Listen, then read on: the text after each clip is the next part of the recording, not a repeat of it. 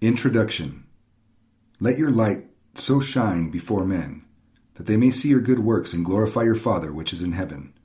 Think not that I am come to destroy the law or the prophets. I am not come to destroy, but to fulfill.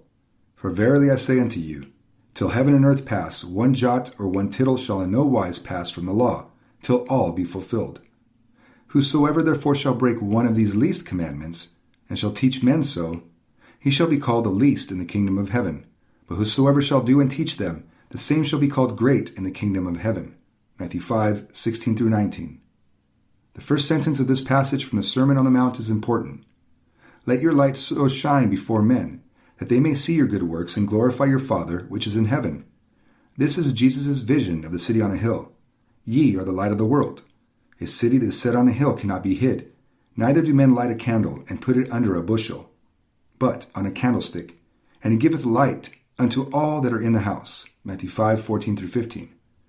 It is Jesus' confirmation of his people, of Israel's original requirement. Behold, I have taught you statutes and judgments, even as the Lord my God commanded me, that ye should do so in the land whither you go to possess it. Keep therefore and do them, for this is your wisdom and your understanding in the sight of the nations, which shall hear all these statutes and say, Surely this great nation is a wise and understanding people. For what nation is there so great, who hath God so nigh unto them, as the Lord our God is in all things that we call upon him for? And what nation is there so great, that has statutes and judgments so righteous as all this law, which I set before you this day? Deuteronomy 4:5-8. What this passage reveals is that God's Bible-revealed law is a tool of international evangelism. This fact has been forgotten or ignored by Christians for well over 3 centuries. The city on a hill concept has been redefined by Christians to apply only to personal ethics, family ethics, and church order. It is not supposed to have anything to do with social order.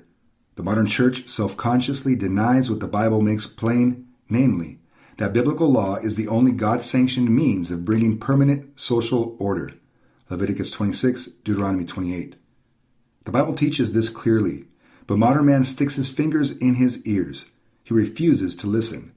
To admit this would be to admit that the works of his own hands cannot save his soul, heal his institutions, or bring lasting social peace. This deafness is a sign of God's wrath. He has made modern man judicially blind and deaf, just as he did with the Jews of Jesus' day. For this people's heart is waxed gross, and their ears are dull of hearing, and their eyes they have closed, lest at any time they should see with their eyes, and hear with their ears, and should understand with their heart, and should be converted, and I should heal them. Matthew 13:15. This was Isaiah's warning too, Isaiah 6:9-10. Jesus then told his disciples that they were not numbered among those who were judicially blind. But blessed are your eyes, for they see, and your ears, for they hear. Matthew 13:16.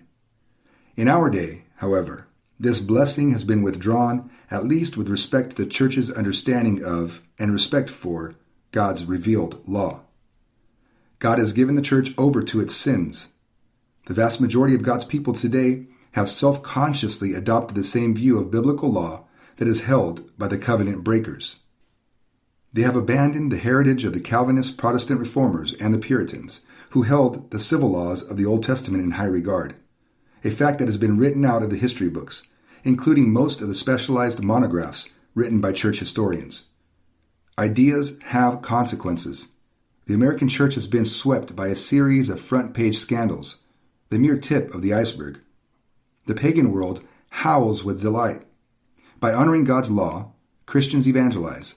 By self-consciously disobeying it, they de-evangelize. As Nathan reminded David, Howbeit, because by this deed thou hast given great occasion to the enemies of the Lord to blaspheme, the child also that is born unto thee shall surely die. 2 Samuel 12:14. There are negative sanctions built into God's covenant order. If men will not enforce them, God will. This is how God evangelizes. To which the evangelical church responds, Mean God, harsh God, naughty, naughty, go to your room. A harsh God. The position defended by Christian Reconstruction affirms the continuing validity of Old Testament civil laws, including especially the law's negative sanctions in the New Testament era. Because of this, Christian Reconstruction has been dismissed as a deviant theology, especially by dispensationalists. The Reconstructionist position on the law is frequently described by its critics as being overly harsh. This accusation that our position is judicially harsh rests on a specific, though unstated, view of the God of the Old Covenant, namely, that God's required civil system in the Old Testament era was itself judicially harsh. But fortunately for us, Jesus has abolished it, or at least drastically softened its harsh aspects. Jesus, in other words, is meek and mild, but his Father in heaven is mean and harsh. Fortunately for us, we are assured, Jesus has persuaded his Father to change his mind about the penalties of the law. God the Father insisted on civil justice. Fortunately for us, Jesus insists only on love. No creed but the Bible, no law but love, has been the battle cry of fundamentalist antinomians throughout the 20th century. It is not only the fundamentalists who have been promoters of this antinomian view of God's law and sanctions in history. It has been the whole church, with the exception of the Calvinist Protestant reformers. William Tyndale is a good example, but so are Bucer and Calvin, and the 17th century Puritans. They alone were willing to affirm a positive view of Old Testament law. Since then, it has been all downhill. From the Newtonian Revolution, Newton, it should be noted, was in private a dedicated alchemist and an anti-Trinitarian mystic. Through natural law theory and Scottish common sense rationalism to modern neo-orthodoxy and neo-evangelicalism, God's people have hated his law. In response, he has steadily removed them from power and influence for the last 3 centuries. Historical judgments and the final judgment. Christians today hate the idea that God holds individuals personally responsible for obeying his revealed law, and so they also deny that God holds society collectively responsible for obeying his law. They deny the possibility of the following. And it shall be, if thou do at all forget the Lord thy God, and walk after other gods, and serve them, and worship them, I testify against you this day, that ye shall surely perish. As the nations which the Lord destroyeth before your face, so shall ye perish, because ye would not be obedient unto the voice of the Lord your God. Deuteronomy 8:19-20. Such preliminary historical negative judgments are intended by God to remind men of his final judgment at the end of history. Covenant-breaking man hates the thought of the latter, so he denies the possibility of the former. Things happen randomly, not covenantally, he prefers to believe. In preference to a belief in the final judgment, self-proclaimed autonomous man will believe in the sovereignty of anything else from creeping things, Romans 1:22-23, to impersonal random forces that produce creeping things out of lifeless chemicals, Darwinism. He much prefers to believe in the cosmic death of the universe rather than the eternal resurrection of all men, some to eternal joy in the presence of God, and the rest to God's eternal torturing. The doctrine of final judgment affects every other theological doctrine. Although modern theologians in all camps are almost perversely unwilling to admit this possibility even debate it. It also affects social theory, which social theorists have been equally unwilling to discuss. There could be no society without a doctrine of final judgment. This doctrine is an inescapable concept. The question is never, final judgment or no final judgment. The question is, who will administer this final judgment? There are also 2 secondary questions. Who speaks representatively in history for this judge? Who administers his preliminary representative judgments? Humanist man's God is man himself, especially collective mankind, who is supposedly incarnate in the state. Crimes against individuals are understood by humanists as essentially crimes against mankind, which in turn are perceived as crimes against the state. We hear the phrase, he has paid his debt to society, after some murderer or brutal thief has spent 3 or 4 years in jail. But what about his victim and the victim's heirs? What has he paid to them? Nothing. Similarly, we read editorials about some foreign nations' crimes against humanity. When we examine these crimes more carefully, they turn out to be crimes against the liberals' vision of the messianic state. Crimes committed by this or that foreign dictator who is, 1, perceived as not being a liberal, a socialist, or a communist, and 2, who also has lost a major war or has recently been deposed. But what about specific penalties for specific crimes against specific victims? What about a system of restitution that helps both victim and criminal to recover? Silence. Why? Because such specifics point too clearly to the idea of God's final judgment and covenant-breaking man's desperate need for someone to make adequate restitution for him. This, above all, is what covenant-breaking man does not want to think about, because he refuses to acknowledge the restitution payment offered to God in his behalf. He denies that God will ever impose negative sanctions in the next world, surely, and therefore in this world too. Destroying social order. As the intellectuals' concern about crimes against humanity has increased, their concern about crimes against God has decreased. We seldom hear discussions of crimes against the very fabric of communal life. One exception to this rule is Harvard University's political scientist James Q. Wilson. Quote, "Predatory crime does not merely victimize individuals. It impedes and, in the extreme case, even prevents the formation and maintenance of community. By disrupting the delicate nexus of ties, formal and informal, by which we are linked with our neighbors, crime atomizes society and makes of its members mere individual calculators, estimating their own advantage, especially their own chances for survival amidst their fellows." End quote. The Old Testament's law order, when enforced by the judges, overcame these criminal tendencies towards social atomization. Old Testament criminal law was designed by God to protect the community by defending the rights of innocent victims. Today, we have seen the rise of the Messianic state, whose self-appointed task is to heal society through a program of salvation by legislation. Humanism substitutes the concept of salvation by man's law for salvation by God's grace. It also substitutes its own sanctions for the Bible's sanctions. It promises to redeem, rehabilitate criminals, but then neglects to defend their victims. Until quite recently, it focused exclusively on rehabilitation rather than restitution, not understanding that without restitution, there can be no rehabilitation, socially or psychologically. Without Jesus Christ's restitution payment to God for the sins of man, there could never have been rehabilitation cosmically, for even with it, the whole world came under a curse. Genesis 3:18. Society's institutions of justice are supposed to reflect the judicial terms of this cosmic redemption. When they do not, we can confidently expect God's historical negative sanctions to reform the institutions. Deuteronomy 28:15-68. The negative function of biblical civil law. The function of civil law, according to the Bible, is not to save men's souls, but to restrain their evil public behavior. Biblical law points to God and His judgment, and so can become a means of special saving grace, Romans 7:7-12. But the function of all biblical civil law is negative, not positive. Biblical civil law imposes negative sanctions only. It denies the presupposition that man can be saved by law, let alone by legislation. The builders of the modern messianic state have forgotten this, and as a result, we are now engulfed in wave after wave of tyrannical legislation, the never-ending quest to redeem man by remaking his social and economic environment.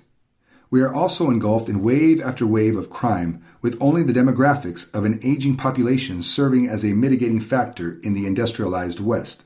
A high percentage of crimes are committed by unmarried young men. What is needed is a return to a legal order that treats all men as responsible moral agents, responsible primarily before God and secondarily before other men. The state should treat criminals as deviants who must be restrained by force, and victims as people with legal rights that must be defended. Biblical law rests on this view of man. Sanctions, an inescapable concept. Undergirding every social order, there is a deeply religious view of what constitutes the good society. Behind every view of the good society, there is a concept of the bad society, and every society rests on the proposition that negative sanctions must be brought against those whose acts threaten the good society and promote the bad society. It is therefore impossible to conceive of a society without sanctions. It is equally impossible to speak of the state as an agency of society without speaking of legitimate sanctions. Sanctions are inescapable social concepts. It is never a question of sanctions versus no sanctions. It is always a question of which sanctions. This leads us to an important conclusion. Any attempt to deny the legitimacy of the sanctions specified in the Bible, both Old and New Testaments, is necessarily an attempt to substitute a different set of sanctions. This leads to another conclusion, one which has been vigorously denied by Protestant Christians for at least 3 centuries, and by other Christians since the 2nd century AD. Any attempt to substitute civil sanctions different from those required by the Bible is necessarily also an attempt to establish or defend an anti-Christian civil order, meaning an anti-Christian society. This is another way of saying that there is no neutrality, not in philosophy, religion, or social theory. There is no social order that can be accurately described as neutral with respect to the claims of Jesus Christ. And the claims of Christ mean the laws of Christ governing every area of life. Jesus said, "If you love me, keep my commandments." John 14:15. Jesus also said, "He that is not with me is against me, and he that gathereth not with me scattereth abroad." Matthew 12:30. By systematically applying this inescapable biblical principle of non-neutrality in several areas of social theory and policy, and by presenting Bible-based evidence for it, verse by verse, the Christian Reconstructionists have earned the hostility of American humanism, conservatism, fundamentalism, traditional Pentecostalism, conservative Lutheranism, Calvinistic Presbyterianism, and neo-evangelicalism. Other groups would be equally outraged, except they have yet to hear about us. The New Schizophrenia. If the critics are correct, then this book will reveal just how far Christian Reconstructionists are from the truth, and how close the humanists are to the truth. Either the Word of God establishes the judicial standards for society, or else the Word of man does. There is no third position. This is the reason why those Christians who insist that the Christian Reconstructionists are wrong about the legitimacy of biblical civil law are so frequently, for example, always, found to be supporters of this or that humanist social program, baptizing it in the name of Christianity. They have no exclusively Bible-based alternatives, no uniquely Christian third way. They are in the difficult position of trying to fight the deeply political religion of humanism without appealing to biblical law, and trying to refute Christian Reconstruction without becoming mouthpieces for humanism. They want to be regarded as Christian social commentators, not just social commentators who happen to be Christians. Yet they categorically refuse to accept as judicially binding any biblical book that appears in the canon of Scripture before the Gospel of Matthew. Since 1980, more and more conservative Christians have been speaking out on social issues. This used to be a near monopoly of social gospel liberals and neo-evangelical, not yet completely liberals. Conservative evangelicals are even writing whole books on social issues. Francis Schaeffer's later books seem to have legitimized such publishing efforts within conservative evangelicalism. Like Schaeffer's books, these recent books are very peculiar intellectual exercises. They adopt an odd outline, a no biblical law chapter, followed by a Christian relevance chapter, followed by a no biblical law chapter, etc. Schaeffer used something very similar to this approach in A Christian Manifesto, 1981. Charles Colson's Kingdoms in Conflict, 1987, develops this approach into a fine art. So does Carl Henry's Twilight of a Great Civilization, 1988. Reading these published defenses of an unspecific middle position is like imagining a single flea-footed man playing a lonely game of table tennis. He serves, wham! No Old Testament law. Then there is a frantic rush to get to the other side of the table to return the shot. Wham! Uniquely Christian social relevance. The ball goes faster and faster, back and forth, until the man at last drops from exhaustion. The outcome of the game is resolved only by the unwillingness or inability of the player to continue. It has nothing to do with the strength of either position. The astounding thing is that each author seems utterly oblivious to the fact that he is playing both sides of the table. Each time he hits the ball, he acts as though he expects someone else on the other side to return it. It is as if the author writes two separate manuscripts, one pro-biblical law and one against, as a kind of academic exercise, and then some inebriated editor mistakenly assembles them into a single volume. Amazingly, these books sell, and the reviewers seem blissfully unaware of the intellectual schizophrenia they are reviewing. I suspect that they are suffering from the same bizarre affliction. Conclusion. There is today a near universal agreement within the Christian community that the case laws of the Old Testament do not and should not apply to today's societies. We are assured that there are no biblical blueprints for secular social institutions. This position is generally defended in the name of religious pluralism. It has been the dominant political idea within even the most conservative Christian circles in America for well over a century. Is this position true? It rests squarely on the concept of religious neutrality in social theory. Can it be true if the Bible is true? It is the reader's moral responsibility to determine for himself which approach seems the most biblical in the search for appropriate civil sanctions. 1. Going to the Bible. 2. Going to Harvard University and the Harvard Law School, or one of their humanist accredited clones. 3. Going to the Chamber of Commerce. There are millions of professionally naive Christians today who insist that they are not doing the second or third just because they refuse to do the first. They are self-deceived.